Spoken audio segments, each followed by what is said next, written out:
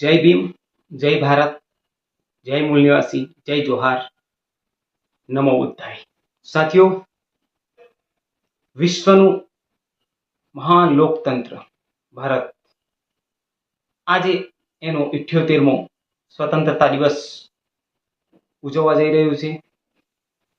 તો આજે હું નરેશ પ્રજ્ઞાસિંહ ભારત દેશના તમામ નાગરિકો જે ભારત દેશને દિલો જાનથી ચાહે છે અને ભારત દેશની પ્રગતિમાં પોતાનું યોગદાન આપે છે, એવા તમામ લોકોને હું આઝાદીના આ મહાપર્વની ખૂબ ખૂબ શુભકામનાઓ પાઠવું છું.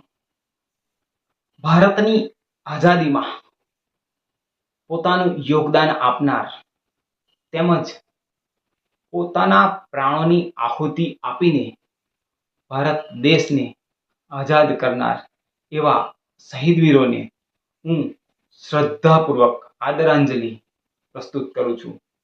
હું એમને શ્રદ્ધાંજલિ આપું છું.